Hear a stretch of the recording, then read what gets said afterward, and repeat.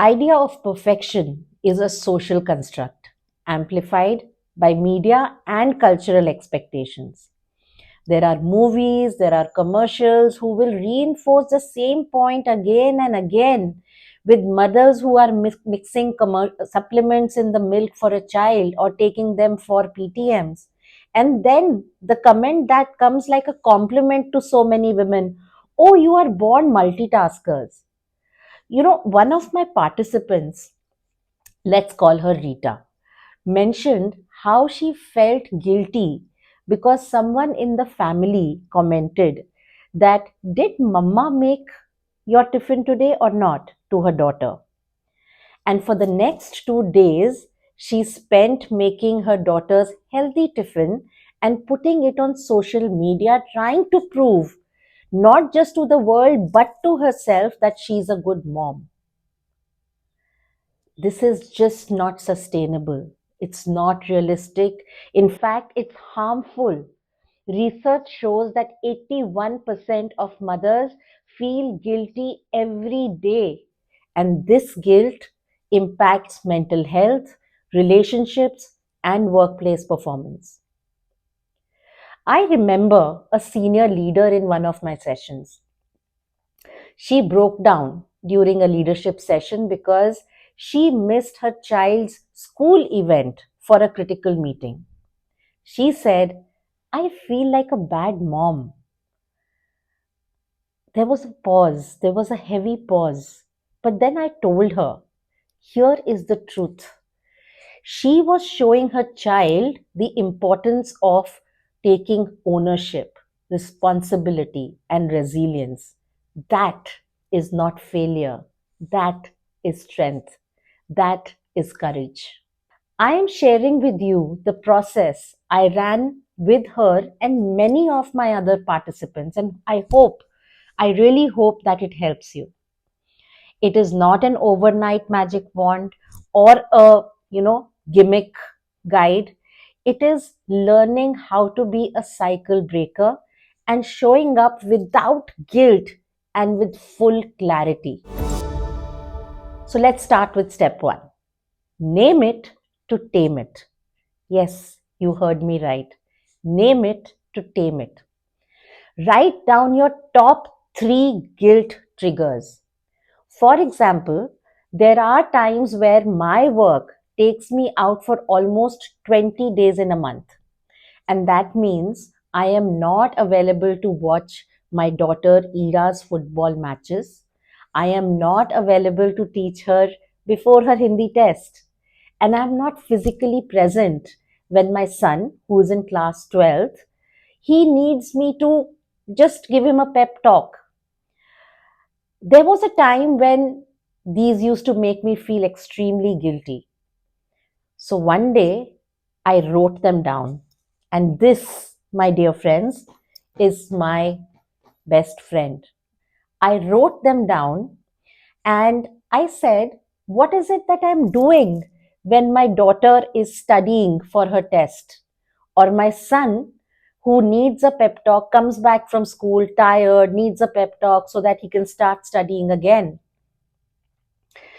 So I believe and I know that I show up as a good mother by ensuring that they have a long term financial security.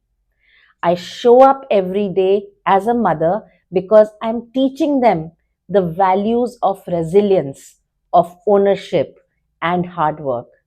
I walk the talk and not just talk the talk. One mom told me that one of her biggest guilts was ordering food instead of cooking. So I asked her, list down your priorities. And she said that quality time playing Uno with her daughter trumped over spending 2 hours in the kitchen. Naming it helped her to tame it. So you name it and tame it and do it as often as you wish. You want to do it daily, you want to do it weekly, do it when it feels right for you. Step two, define your enough. I asked Rita, you remember Rita? Yes, the same Rita. I asked Rita, what truly matters to your child? What were the times that both of you cherished? And when she reflected, she came back with an awesome answer. She said that for her and her child, the happiest time of the day is the bedtime stories. And as she was speaking, there was a smile on her face. It was like a $1 billion smile. It was the bedtime stories and not elaborate meals. And she showed up for those bedtime stories every day. And that's her enough. That is what makes her unique. And similarly, there will be your enough, your unique enough. So the second step, my dear friends, is to define your enough. Step 3, share your enough. I know my enough, but people around me, do they know my enough? After you have defined your enough, you need to share it with those who matter. This discussion will help you and others realize why you have defined your non negotiable and negotiables. What is your enough? This process will help bring clarity even to yourself and reduce the invisible load of unrealistic expectations. Step 4, social media detox. I read a message where I read about a mom making homemade cookies for their child's party in school. And what does it do to me? I cannot stress this more. Unfollow accounts that make you feel less. Stop following the perfect kitchen moms or trad moms or WhatsApp groups of mothers, each outdoing the other. They don't help. Just remember your enough. Follow your enough. Step 5, and this one is my favorite, self care reset. If you've all watched Jab We Met, then that statement, मैं अपनी favorite हूँ, is the one you go to every day. Schedule 30 minutes for yourself.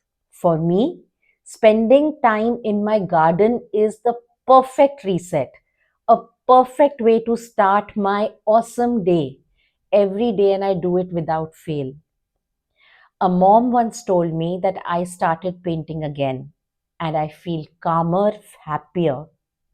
Trust me, self care is not selfish, it's survival. A happier you is a better you. Step 6, ask for help and build your support ecosystem. One of the best advice is what I got from my mother in law when my elder one was born. She said, Sonika, he is not just your child or only your responsibility. Between all of us at home, we can take care of him. And I have held on to that advice in everything. At home, at work, I make people around me just as invested in my success as I am. And the journey just becomes that much easier. Step 7, celebrate small wins and anchor your enoughness with pride. Whatever helps you celebrate, because remember, every day we win, and celebrating every win is important because it's a step forward. Sticky notes, journals, self talk in front of the mirror, affirmation, whatever works for you. Because once again, a happier you is the best version of you.